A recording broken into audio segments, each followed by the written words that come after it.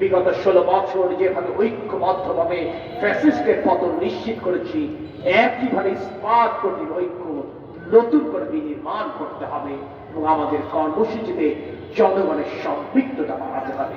যদি সেটি বাড়াতে পারি, আমি নিশ্চিত ঠিক যেভাবে শেখ হাসিনার সকল কলা কৌশলকে উপেক্ষা করে বাংলাদেশের জনগণ গণতন্ত্র পুনরুদ্ধারের জন্য শেখ হাসিনার পতন নিশ্চিত করে প্রাথমিক বিজয়টি অর্জন করেছে, ইনশাআল্লাহ আগামী জাতীয় সংসদ নির্বাচন উৎসব মুখর করবার মাধ্যমে চূড়ান্ত বিজয়টি নিশ্চিত করতে সক্ষম হবে।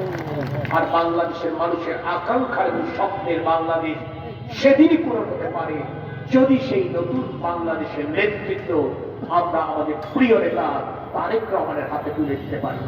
সমগ্র বাংলাদেশ জিয়াউর রহমান এবং দেশের নেত্রী বেগম খালেদা জিয়ার রক্তের এবং আদর্শের উত্তরাধিকার তারেক রহমানের জন্য অপেক্ষা করছেন, যিনি দীর্ঘ প্রায় 18 বছর পর স্বদেশের মাটি স্পর্শ করবেন আগামী 25 ডিসেম্বর। তাই আসুন আমরা আজ থেকে এই মুহূর্ত থেকে তাকে স্বাগত জানাবার জন্য প্রস্তুতি নিই। শুধু তাদের স্বাগত একটি দিনের আনুষ্ঠানিকতায় জানালে হবে না।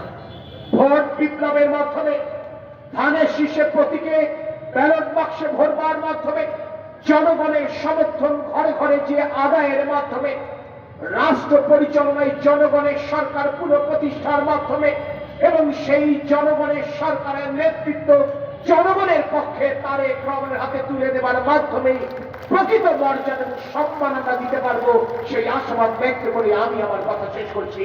আল্লাহ হাফেজ। বাংলাদেশ জিন্দাবাদ।